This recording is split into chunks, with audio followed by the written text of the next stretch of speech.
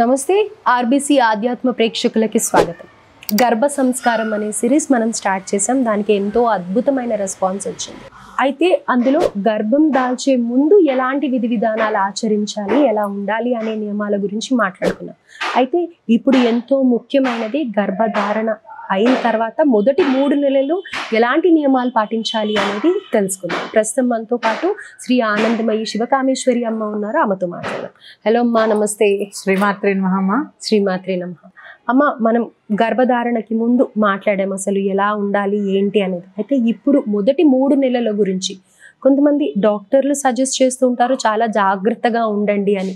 కొంతమంది స్వతహాగానే కొన్ని జాగ్రత్తలు పాటిస్తూ ఉంటారు. అయితే ఆ 3 నెలలు నిజంగానే ఆ బీజం ఏదైతే పడుతుందో దానికి పౌష్టిక ఆహారం కానీ లేకపోతే 9 నెలలు కూడా సక్రమంగా ఉండాలి అన్నా కానీ ఈ 3 నెలలు చాలా ఇంపార్టెంట్. అయితే ప్రాచీన విధానంలో ఎలాంటి నియమాలు పాటించేవాళ్ళు, ఇప్పుడు ఎలా ఉండాలి ఏంటి అనేది తెలియజేయండి. తప్పకుండా తెలియజేస్తాను. ఆర్బీసీ ఆధ్యాత్మిక ఛానల్ వీక్షిస్తున్న ప్రేక్షకులందరికీ కూడా శ్రీమాత్రే నమః. గర్భ సంస్కారంలో చాలా ముఖ్యమైనది ఆహారం, అలాగే ప్రశాంతత. అవును కదా, ఎక్కువ ఉద్రేకానికి లోనవ్వకుండా ఉండడం అనేది చాలా ముఖ్యం. పూర్వము అంటే ప్రాచీన కాలంలో ఇంత స్ట్రెస్ఫుల్ వాతావరణంలో ఎవరూ లేరమ్మా. ఇక ఇంట్లో ఉమ్మడి కుటుంబము, ఒకళ్ళ పని ఒకళ్ళు షేర్ చేసుకునేవాళ్ళు. ఇంకా గర్భంతో ఉన్నారు అంటే వాళ్ళకి కొంచెం రెస్ట్ ఇచ్చేవారు. తర్వాత పౌష్టికాహారం, ఇంత కలుషితమైన ఆహారం కూడా అక్కడ లేదు. ఇక్కడ వచ్చేసరికి మొదటి 3 నెలలు సాత్వికమైన ఆహారాన్ని తీసుకోవాలి.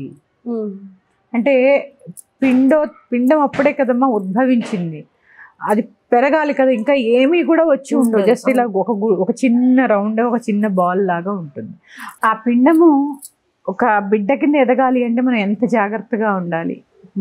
చాలా ముఖ్యంగా ఇప్పుడు పిల్లలు చాలా స్పీడ్గా నడిచేస్తూ ఉంటారు, తగ్గించాలి.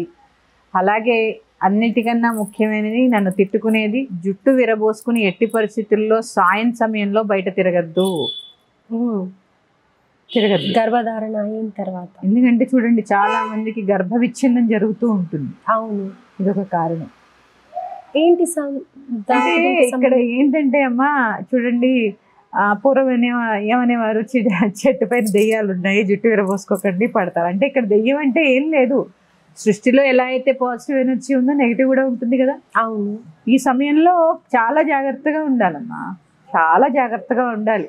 జుట్టు విరబోసుకుని బయట తిరగడం కానీ, లాంగ్ డ్రైవ్లకి వెళ్ళడం కానీ. అంటే ఆ గర్భాన్ని మనం ఒక 5 నెలలు వచ్చే వరకు కూడా కాపాడుకోవాల్సిన బాధ్యత మనదే. అది ఎంత మా చిన్న ప్రాణం, ఆ చిన్న ప్రాణాన్ని ఎంత జాగ్రత్తగా కాపాడుకోవాలి. అందుకే సాత్వికమైన ఆహారం తినడము, ఎక్కువ శబ్దాలు ఉన్న చోటికి వెళ్ళకపోవడము, మూవీస్కి కానీ, ఈ దాన్ని ఏమంటారమ్మా, డీజే సౌండ్స్. అవును, ఈ డీజే సౌండ్స్ దగ్గరికి వెళ్ళకపోవడము, శబ్దం కూడా శబ్ద కాలుష్యం కదమ్మా అది. తర్వాత జుట్టు విరబోసుకోవడము, బండి ఎక్కిన తర్వాత అటు ఇటు కాలు వేసి కూర్చోపోవడం. చాలా మంది అటో కాలు వేసుకుని కూర్చుంటారు.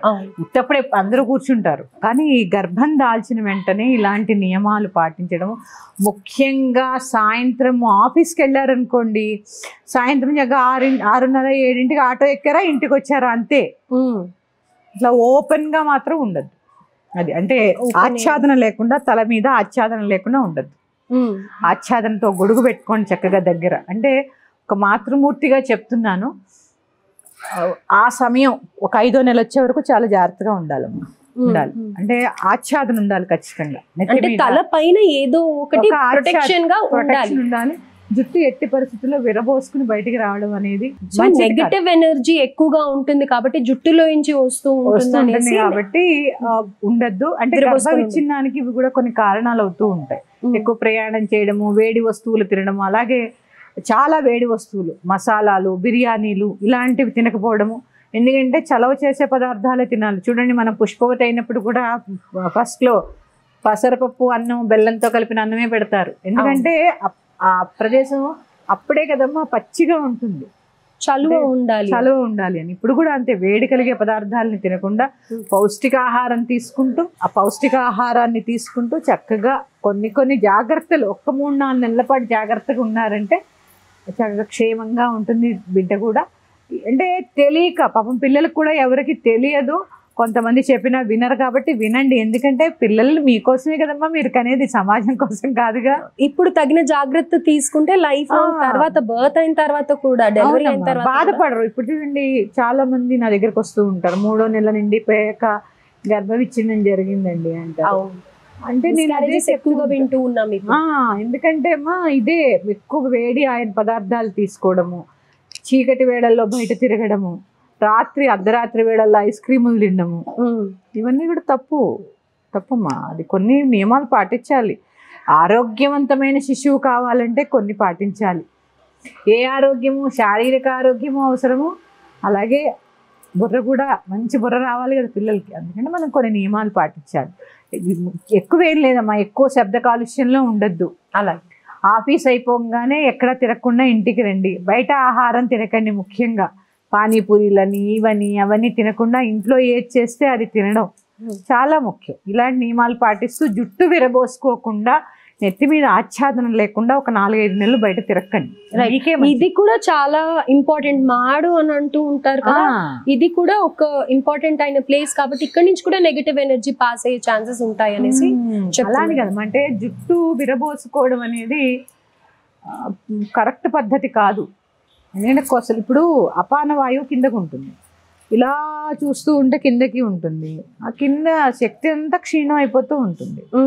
అందుకని చక్క జుట్టు ముడేసి చక్క జడ వేసుకొని సాయంత్రం మాత్రం ఎట్టి పరిస్థితుల్లో బయట తిరగద్దు. ఇది ఒకటి మాత్రం నేను ఖచ్చితంగా చెప్తాను, అలాగే పాటించి తీరాలి కూడా.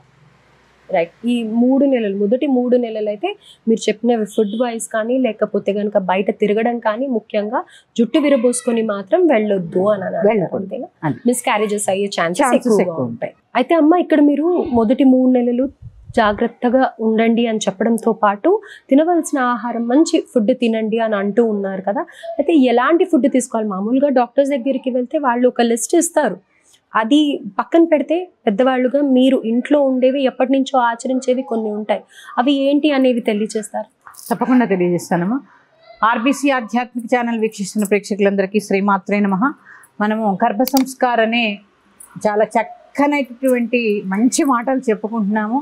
బాగా వినండి, ఆచరించండి, అలాగే అమ్మ యొక్క కృపకి పాత్రులు కండి, అమ్మ తత్వాన్ని ఆస్వాదించండి. ఇక్కడ ఆహారం ఇందాక మనం చెప్పుకున్నాం, ఆహార నియమాలు చాలా ముఖ్యమని. లలితా సహస్రనామంలో 98వ శ్లోకం నుంచి 111వ శ్లోకం వరకు కూడా ఈ ఆహార నియమాలే ఉన్నాయి. ఒక గర్భిణీ స్త్రీ ఎటువంటి ఆహారం తీసుకోవాలి అనేది ఏ నెల కానని చెప్పడం జరిగిందమ్మా. అవునా? లలితా సహస్రనామం అది తెలుసుకునే ప్రయత్నం చేద్దాము. ఇప్పుడే చెప్పాను, చలవ చేసేటటువంటి ఆహారం తీసుకోవాలి అని. మొదటి నెల ఏ ఆహారం తీసుకోవాలో తెలియజేస్తాను. విశుద్ధి చక్ర నిలయ రక్తవర్ణ త్రిలోచన కట్వాంగాది ప్రహరణ వదనైక సమన్విత. చూడండి ఇక్కడ విశుద్ధి చక్రం, ఇక్కడ ఈ చక్రం దేనికి, ఇక్కడ ఏముంటుంది? విశుద్ధి చక్రంలో లలితా పరమేశ్వరి డాకినీ దేవతగా కొలువై ఉంటుంది. ఈ డాకినీ దేవత ఖడ్గాన్ని త్రిశూలాన్ని ధరించి ఆ పిండాన్ని కాపలా కాస్తూ ఉంటుంది. అంటే ఇక్కడ ఈవిడ త్వక్ అంటే చర్మం. చూడండి మొదట్లో ఏముంటుంది, అంత చర్మమే కదా. దీనికి అధిదేవత అనమాట, కాపాడుతూ ఉంటుంది. అంటే ఈ సమయంలో మొదటి నెలలో గర్భిణి తీసుకోవాల్సినటువంటి ఆహారము పాయసాన్నము. పాయసాన్న ప్రియా త్వక్స్థ పశులోక భయంకరి. త్వక్ అంటే చర్మం. ఈ పాయసానాన్ని అంటే నీళ్లు లేకుండా ఓన్లీ పాలతోనే ఉడికించినటువంటి పరమాణాన్ని, క్షీరాన్నం అనుకోండి, లలితా సహస్రనామం చదివి ఆ దేవికి నివేదన చేసి విశుద్ధి చక్ర నిలయ రక్తవర్ణ త్రిలోచన కట్వాంగాది ప్రహరణ వదనైక సమన్విత అనే నామాన్ని 108 సార్లు జపం చేసి శ్రద్ధాభక్తిగా కనుక ఆ ప్రసాదాన్ని స్వీకరిస్తే ఆ చక్కగా మంచి చర్మం, తేజోవంతమైనటువంటి చర్మం కలుగుతుంది. మొదటి నెలలో తీసుకోవాల్సినటువంటి ఆహారము పాయసాన్నము. చెప్పాను కదా, ఇక్కడ డాకిని అనే దేవత ఖడ్గాన్ని త్రిశూలాన్ని ధరించి ఆ పిండానికి కాపలా కాస్తూ ఉంటుందట. లలితాదేవియే డాకిని దేవతగా ఉంటుంది. మొదటి నెలలో తీసుకోవలసినటువంటి ఆహారము పాయసాన్నము. ఇప్పుడు డాక్టర్స్ కూడా మనకి ఫుడ్ లో చెప్పినప్పుడు పెరగనం అవాయిడ్ చేయండి అంటారు, పాలన్నంతో తీసుకోండి అని అనేసి అని అంటూ ఉంటారు. సో ఇది కూడా చలువ పరుస్తుంది, ఆ వేడిని తగ్గిస్తుంది కాబట్టి బాడీకి మంచిది అనేసి పాయసం అంటే ఇక్కడ ఏంటంటేమా పాయసం ఎలాగా పాలు బెల్లము అన్నము అంటే ఒక్కొక్క ధాతువు నుంచి ఒక్కొక్క ధాతు పుష్టి అంటారు కదా దాన్ని. ఆ ధాతు పుష్టి ఒక్కొక్క ఇంగ్రీడియంట్ ఒక్కొక్క గుణాన్ని కలిగి ఉంటుంది. ఈ మొదటి నెలలో పాయసాన్ని తీసుకోవడం వల్ల ఆ గర్భస్థ శిశువు ఎవరే ఉంటారో ఆ శిశువు యొక్క ఆ దశలో ఎదగవలసినటువంటి లక్షణాలు ఎటువంటి లోపాలు లేకుండా జరుగుతాయి. Iron, calcium, protein right. అంటే మన ఋషులు ఏమి సామాన్యులు కాదు కదా. టాబ్లెట్స్ లో కూడా మనకి ఇచ్చేది అదే కదా, ఐరన్ కాల్షియం ఉండాలి అని చెప్పేసి first folic acid first 3 months ఇచ్చేది అవే కదా. మనకి నేచురల్ గా ఫుడ్ సోర్స్ నుంచి తీసుకోమని చెప్తారు. పాయసాన్నం తీసుకోవడం అనేది మొదటి నెలలో చాలా ముఖ్యం. ప్రతిరోజు ఇంత తినకుండా ఇంత ప్రసాదం. ఆ ప్రసాదం కూడా ఏది అమ్మ చెప్పిందనో నాన్న చెప్పాడనో కాకుండా భక్తి శ్రద్ధలుగా మీరే చదువుకొని మీరే నివేదన చేసి మీరే తినండి. ఇప్పుడు మీరు ఏవైతే 2 నామాలు చెప్పారో ఆ 2 నామాలు చదువుకొని ప్రసాదంగా తీసుకుంటే సరిపోతుంది. విశుద్ధి చక్ర నిలయ రక్తవర్ణ త్రిలోచన కట్వాంగాది ప్రహరణ వదనైక సమన్విత. ఈ నామాన్ని చక్కగా పారాయణ చేసుకుంటూ మొదటి నెలంతా లలిత సహస్రం చదవగలిగితే ఇంకా మంచిది.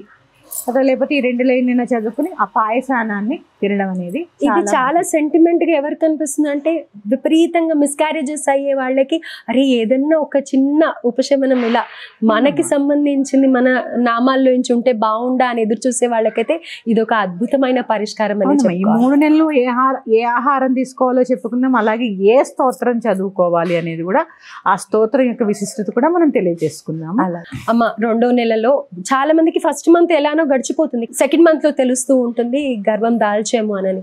అప్పుడు చాలా పెద్ద ప్రశ్నగా మారుతుంది. డాక్టర్ దగ్గరికి వెళ్ళినప్పుడు కూడా మామూలుగా ఇంట్లో అమ్మ వాళ్ళు ఎన్నో చెప్తూ ఉంటారు, కానీ మన ఈ గర్భ సంస్కారం సిరీస్ లో మీరు ఎంతో అద్భుతంగా అసలు ఫస్ట్ మంత్ ఏ మంత్రం వినాలి, ఎలాంటి ఫుడ్ తీసుకోవాలి ఏంటి అనేది చెప్పారు. మరి ఇప్పుడు 2వ నెలలో లలితా సహస్రంలోని 2వ మంత్రం ఏంటి, ఎలాంటి ఫుడ్ తినాలి అనేది మా ప్రేక్షకుల కోసం చెప్పారు. తప్పకుండా. ఆర్బీసీ ఆధ్యాత్మిక ఛానల్ వీక్షిస్తున్న ప్రేక్షకులందరికీ శ్రీమాత్రే నమః. గర్భ సంస్కారాన్ని చాలా చాలా చాలా చాలా ముఖ్యమైనటువంటి కార్యక్రమానికి నా పిల్లలందరికీ స్వాగతం. 2వ నెల అనాహతాబ్జనిలయ శ్యామాభా వదనద్వయ దంస్ట్రోజ్వలాక్షమాలాది ధరా రుధిర సంస్థిత. రుధిరం అంటే ఏంటి? రక్తం. అలాగే కాళరాత్ర్యాగ్ని శక్తవుగా వృత స్నిగ్ధౌదన ప్రియ. స్నిగ్ధౌదనము అంటే నెయ్యి, స్నిగ్ధము అంటే నెయ్యి. ఇక్కడ అమ్మవారు ఎలా ఉంటుందిట అంటే అనాహత చక్రం. మనం విశుద్ధి చక్రం గురించి చెప్పుకున్నాము, ఇప్పుడు అనాహత చక్రం అంటే హార్ట్ చక్ర అనుకోండి, ఇంగ్లీష్లో హార్ట్ చక్ర. ఈ హార్ట్ చక్రాల్లో అమ్మవారు ఎలా ఉంటుంది అంటే శ్యామవర్ణములో 2 శిరస్సులతో ఉండి అక్షమాల శూలము డమరుకము ధరించి ఆ యొక్క పిండాన్ని కాపాడుతూ ఉంటుంది. ఈ పిండాన్ని కాపాడడంలో ఏమి ఇస్తుంది? రక్తము, రుధిర సంస్థిత కదా. రుధిరము అంటే రక్తము, మంచి రక్త పుష్టిని కలిగిస్తుంది. 2వ నెలలో తీసుకోవలసినటువంటి ఆహారం ఏంటి అంటే స్నిగ్ధోదనము అంటే నెయ్యితో చేసినటువంటి అన్నం. ఏ నెయ్యి పెడితే ఆ నెయ్యి కాదమ్మా, దేశవాళీ ఆవు నేతితో చేసినటువంటి ఆ నెయ్యితో చేసినటువంటి అన్నము. అంటే అన్నముని వండి దాన్ని మళ్ళీ నెయ్యి వేసి బాగా ఉడికించాలి. ఉడికించి దాన్ని అమ్మవారికి నివేదన కింద సమర్పించి దాన్ని కనుక మనం ప్రసాదం కింద స్వీకరిస్తే మొదటి నెలలో పాయసాన్న ప్రియాత్వస్థ పశులోక భయంకరి. ఇక్కడేమో రుధిర సంస్థిత, అక్కడేమో చర్మము, ఇక్కడేమో రక్తం. అవును, బ్లడ్ సరిగ్గా ఉంటే బాడీ అంతా కూడా సర్క్యులేషన్ బాగుంటుంది, ఎదుగుదల బాగుంటుంది. ఎందుకంటే రక్తహీనత జరగకూడదు కదమ్మా, రక్తహీనత ఉండకూడదు కదా గర్భం దాల్చినప్పుడు. అందుకని ఈ రుధిరాన్ని మనకి ఇస్తూ అనాహత చక్రంలో అమ్మ శ్యామవర్ణంలో 2 శిరస్సులతో ఢమరుకము అక్షమాల ధరించి ఆ పిండాన్ని కాపాడుతూ ఉంటుంది.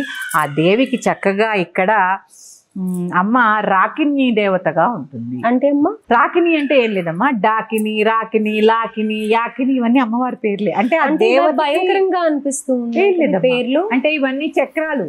ఈ చక్ర మనం చెప్పాను నేను ఇప్పుడు ఇందాక, విశుద్ధి చక్ర, హార్ట్ చక్ర, మణిపూర చక్ర, అలాగే స్వాధిష్టాన చక్ర, మూలాధార చక్ర, ఇవన్నీ మనం చెప్పుకున్నప్పుడు ఆ చక్రంలో ఉండే దేవతల పేర్లమ్మా. ఏదో అంటే భయపెట్టే పేర్లు కాదు, ఆ దేవత యొక్క లలితాదేవికి ఆ నామాలు. ఆ నామాలకి మళ్ళీ మనం వర్ణించుకోవాలంటే అది సబ్జెక్ట్ వేరైపోతుంది. కాబట్టి ఇక్కడ 2వ నెలలో మనం తీసుకోవాల్సినటువంటి గర్భిణి తీసుకోవాల్సినటువంటి ఆహారము చక్కగా నెయ్యి అన్నము. నెయ్యి అన్నాన్ని, ఆవు నెయ్యితో చేసినటువంటి అన్నాన్ని అమ్మవారికి నివేదన చేసి ఆ అన్నాన్ని భుజించడం అనేది చాలా మంచిది. దీనివల్ల రక్త పుష్టి, రక్త శుద్ధి కూడా జరుగుతుంది.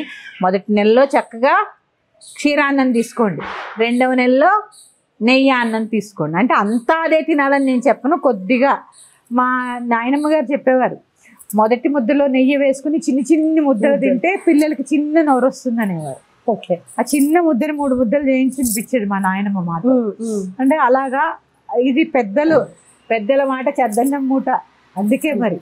అయితే ఇంకొకటి ఏంటంటే కొంచెం ఈ ఏంటంటే గర్భం దాల్చిన వెంటనే బాడీ అనేక రకాలైన మార్పులకి లోనవుతూ ఉంటుంది కదా, అప్పుడు గ్యాస్ ప్రాబ్లం కొంతమందికి ఉంటుంది. అవును. సో అలాంటి సందర్భంలో కూడా మొదటి ముద్ద నెయ్యితో తిన్నట్టయితే ఆ గ్యాస్ కానీ లేకపోతే తిన్నది కారం అవ్వకుండా కడుపులో చల్లగా ఉంటుందని కూడా పనికి వస్తుంది. ముఖ్యంగా ఆవు నెయ్యి వాడడం చాలా ముఖ్యం అమ్మా. అంటే చాలా మంది అంటారు మరి ఆవు నెయ్యి వేడి కదండి అని. ఇంతింత తినద్దు, మొదటి ముద్దలో కొద్దిగా ఇంతింత తినద్దు. ఇంత ప్రసాదం కూడా అందుకే చెప్తున్నాను, ఇంత రోజు ఇంత ముద్దలా తీసుకోండి చాలు. తగ్గ లలితా సహస్రనామాన్ని అనాహతాబ్దినలియా, శ్యామాభావదనద్వయ, కాళరత్యార్థి శక్తోగా, వృత్తాస్నిగ్ధోదన ప్రియ, ఈ నామాలు మొదటి శ్లోకం, 2వ శ్లోకం. ఇలా అంటే నాకు తెలిసి 100వ శ్లోకము, 101వ శ్లోకం చక్కగా 2 చదువుకుని అమ్మవారికి నివేదన చేసి ఆ ప్రసాదాన్ని స్వీకరించండి. చెప్పాను కదా, స్నిగ్ధోదనము అంటే నెయ్యితో చేసినటువంటి అన్నాన్ని 2వ నెలలో స్వీకరించండి. గర్భ సంస్కారం సిరీస్ లో 3వ నెలలో లలితా సహస్రనామంలోని ఒక నామము, అలాగే ఎలాంటి ఫుడ్ తీసుకోవాలి, ఏం తీసుకోవాలి అనేది తెలియజేయండి. తప్పకుండా తెలియజేస్తాను. గర్భ సంస్కార్ కార్యక్రమాన్ని వీక్షిస్తున్న మాతృమూర్తులందరికీ కూడా అమ్మవారి యొక్క ఆశీస్సులు ఎల్లవేళలా ఉండాలని కోరుకుంటూ 3వ నెలలో తల్లులు ఎలాంటి ఆహారం తీసుకోవాలి అనే దాని మీద, ఏ శ్లోకం చదువుకోవాలి అనే దాని గురించి ఇప్పుడు మనం చెప్పుకుందాం. మణిపూరాబ్జనిలయ వదనత్రయ సంయుత, వజ్రాధికాయుధోపేత, డామర్యాది విరావృత, రక్తవర్ణ మాంసనిష్ట, గుడాన్న ప్రీత మానస. ఇక్కడ అందులోనే వచ్చింది గుడాన్నము అంటే బెల్లముతో చేసినటువంటి అన్నము. ఇక్కడ అమ్మ ఎలా ఉంటుంది మనం చెప్పుకున్న ముందు దాంట్లో రాకిని, డాకిని, రాకిని. ఇక్కడ లాకిని దేవతగా ఉంటుంది. లలితా పరమేశ్వరి లాకిని దేవతగా ఉంటుంది. 3 శిరస్సులతో ఉంటుంది. అసలు ఏ ఆయుధాలు ధరించి బిడ్డని రక్షిస్తూ ఉంటుందో తెలుసుకుందాం. ఇక్కడ అమ్మవారు లాకిని దేవతగా 3 శిరస్సులు ధరించి ఉంటుంది. అమ్మవారి ఇక్కడ వజ్రము, శక్తి, దండము అనే 3 ఆయుధాలు ధరించి బిడ్డని కాపాడుతూ ఉంటుంది. రక్తవర్ణ మాంసనిష్ట, గుడాన్న ప్రీత మానస. రక్తవర్ణంలో ఉంటుంది. మాంసనిష్ట అంటే మాంసం తింటుందని కాదు, మంచి మాంసం అనే ధాతువుని మనకి ప్రసాదిస్తుంది.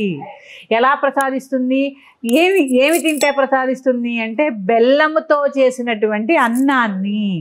చాలా మంది ఏం చేస్తారు, అన్నం వండేసి బెల్లం పైన జల్లేసి పెట్టుకుంటారు. కాదు, అట్లా కాదు. అన్నం ఉడికించి దాంట్లో మళ్ళీ బెల్లం వేసి కొద్దిగా ఆవు నెయ్యి వేసి మళ్ళీ ఉడికించాలి. ఉడికించిన అన్నాన్ని లలితా సహస్రనామం చదువుకుంటూ రక్తవర్ణ మాంసనిష్ట, గుడాన్న ప్రీత మానస, ఇట్లా చక్కగా ఆ నామాన్ని చదువుకుంటూ అమ్మవారికి నివేదన చేసి దాన్ని ప్రసాదం కింద తీసుకుంటే ఏమి లభిస్తుంది, మంచి కండపుష్టితో ఉన్న పిల్లలు పుడతారు. మాంసం కదా, కండ అంటే ఏంటి, మాంసం. కండ అంటే మంచి దృఢమైనటువంటి సంతానాన్ని కలుగుతుంది అనమాట. నేను 3వ నెలలో తీసుకోవాల్సినటువంటి ఆహారము గుడాన్నము. మొదటి నెలలో ఏం తీసుకోవాలి, పాయసాన్నం. 2వ నెలలో ఏం తీసుకోవాలి, స్నిగ్ధోదనం అంటే నెయ్యితో చేసినటువంటి ఆహారం. 3వ నెలలో ఏం తీసుకోవాలి అంటే గుడాన్నము. అమ్మ, గర్భ సంస్కారం సిరీస్లో ఎంతో అద్భుతమైన ఘట్టం. అసలు 3 నెలలు అనేది ఎంతో అద్భుతంగా ఒక అమ్మాయి లైఫ్లో గర్భం దాల్చడం అనేది ఒక అద్భుతమైన ఘట్టం, ఒక కొత్త జీవికి ప్రాణం పోయటం అనేది. సో ఇందులో మనము అసలు పారాయణము, స్తోత్రాలు, నామాలు గురించి మాట్లాడుతున్నాం. అయితే మొదటి 3 నెలలు చేయవలసిన పారాయణ ఏంటి? స్తోత్రాల్లో భాగంగా మొదటి 3 నెలలు అమ్మ ఎప్పుడైనా కూడా ఎక్కువ ఉద్రేకానికి లోనవ్వకుండా చాలా శాంతంగా ఉండడం అనేది చాలా ముఖ్యం. ఎందుకంటే ఉద్రేకానికి లోనైతే మళ్ళీ రక్తపోటు వచ్చే అవకాశం ఉంటుంది. కాబట్టి ఈ స్తోత్రాలు వినడం ద్వారా, చదవడం ద్వారా ఒక మంచి వైబ్ ఏర్పడుతుంది. దాంతో కొంత మానసిక ప్రశాంతత అయితే ఖచ్చితంగా వస్తుంది. ఉదయం లేవగానే ఇక స్నానాది కార్యక్రమాలు ముగించుకొని దేవుడి గదిలో, ఎందుకంటే 7వ నెల వచ్చే వరకు కూడా పూజ చేసుకోవచ్చు కాబట్టి 7వ నెల దాకా దేవుడి గదిలో ఒక దీపారాధన చేసుకుని గర్భరక్షాంబిక స్తోత్రము. ఈ గర్భరక్షాంబిక అంటే ఎవరు? ఇందాక మనం చెప్పుకున్న ఆహారం తీసుకునేటప్పుడు లలితా పరమేశ్వరియే డాకిని, లాకిని, యాకిని ఇలాంటి దేవతలుగా గర్భాన్ని రక్షిస్తూ ఉంటుంది చక్రాస్లో. ఈ గర్భాన్ని రక్షించే దేవతయే గర్భరక్ష అంబిక. అంటే ఎవరు? అమ్మ.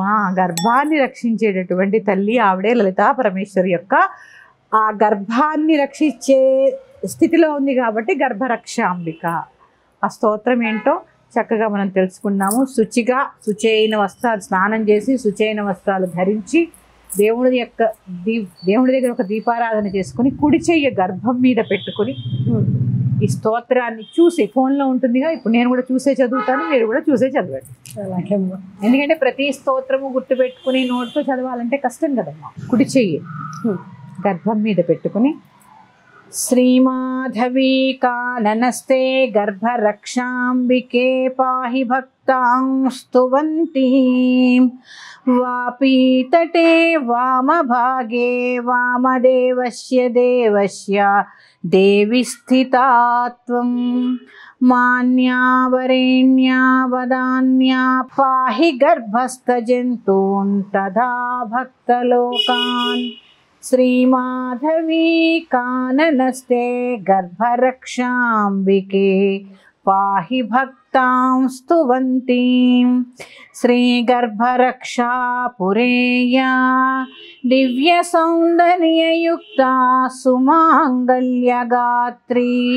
ధాత్రీ జనత్రీ జనానాం దివ్యరూపాం దయాద్రాం మనోజ్ఞాం భజే త్వాం శ్రీమాధవీ కాననస్తే గర్భరక్షాంబికే పాహి భక్తాం స్తువంతీం ఆషాఢమాసే సుపుణ్యే శుక్రవారే సుగంధేన గంధేన లిప్తా దివ్యాంబరా కల్పవేశా వాజపేయాదియాగస్త భక్తై సుదృష్టా శ్రీమాధవీ కాననస్తే గర్భరక్షాంబికే పాహి భక్తాం స్తువంతీం కళ్యాణదాత్రీం నమస్యే వేదికాఢ్యస్త్రియా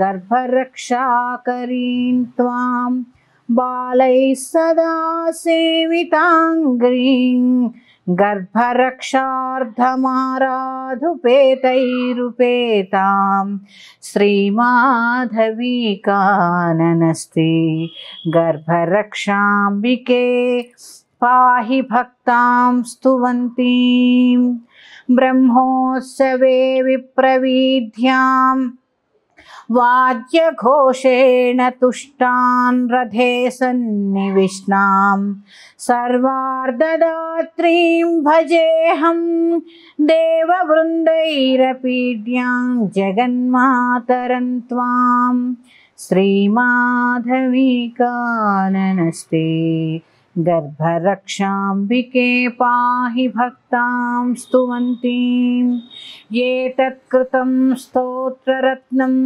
దీక్షితానంతరామేణ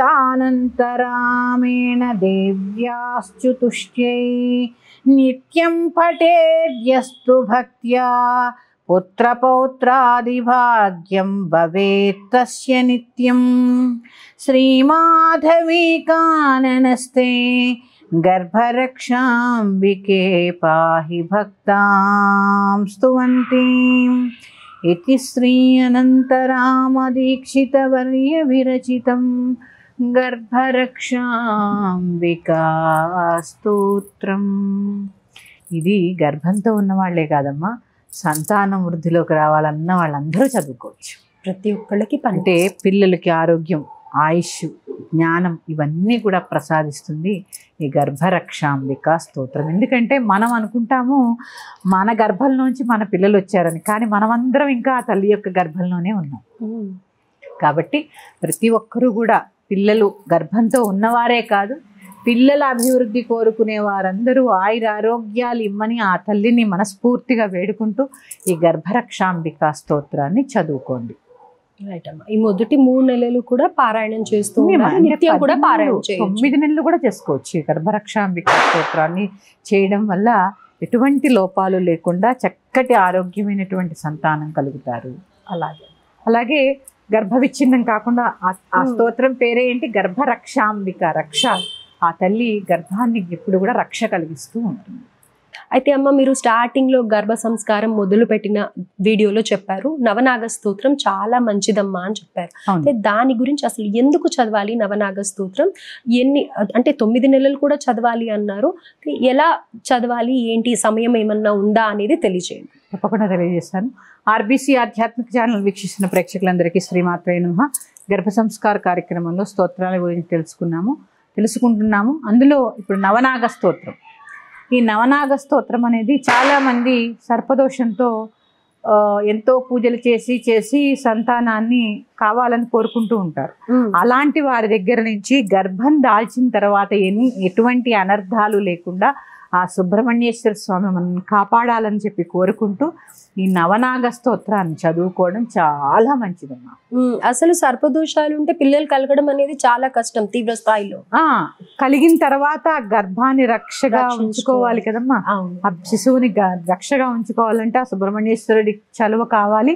అందుకని చక్కగా ఈ నవనాగ స్తోత్రాన్ని స్నానాది కార్యక్రమాలు ముగించుకుని దీపారాధన చేసుకుని నవనాగ స్తోత్రము, గర్భరక్షాంబిక స్తోత్రము, ఇలాంటి ఇత్యాది స్తోత్రాలు, లలితా సహస్రనామము చక్కగా చదువుకోండి. అంటే ఇక్కడ అమ్మ నా సందేహం ఏంటంటే, మీరు 7 నెలల వరకే పూజ చేయొచ్చు అని ఇందాక ఒక ఎపిసోడ్ లో అన్నారు కదా, మరి ఈ స్తోత్రాన్ని 9 నెలలు చదవచ్చా లేకపోతే 7 నెలలు చదవాలి? చదువుకోవచ్చు. 9 నెలలు కాదు, డెలివరీ అయ్యేదాకా కూడా చదువుకోవచ్చు. ఎందుకంటే పూజ వేరు, ప్రార్థన వేరు కదా. పూజ వెళ్ళి మనం స్వయంగా చేయకపోయినా కానీ కూర్చున్న చోటు నుంచి ఈ స్తోత్రాన్ని చదువుకోవచ్చు. నేను ఇప్పుడు ఆ నవనాగ స్తోత్రం తెలియజేస్తాను.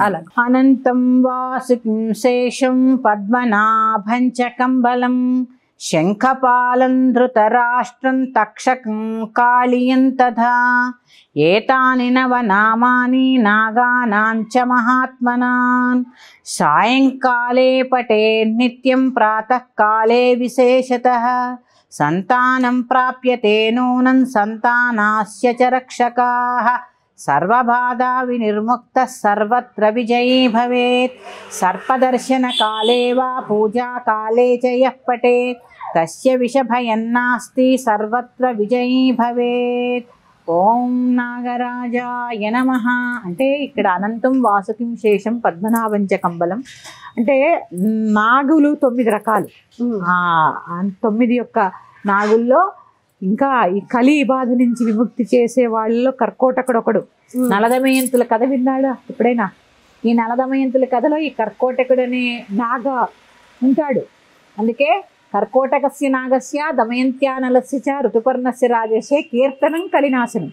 ఈ శ్లోకం చదువుకోవడంతో కలిబాధల నుంచి కూడా విముక్తి జరుగుతుంది. అంటే ఇక్కడ నాగరాజుని ప్రార్థన చేయడం వల్ల చక్కగా ఆ కర్కోటకుడు అనే నాగరాజుని కూడా మనం ఇక్కడ తలుచుకున్నాం కాబట్టి కలిబాధల నుంచి, సర్పబాధల నుంచి, సర్పాన్ని చూసినప్పుడు కలిగే భయం నుంచి, ఇత్యాది నుంచి కూడా ఈ నవనాగ స్తోత్రం చదువుకోవడం వల్ల చక్కటి ఉపశమనం కలుగుతుంది.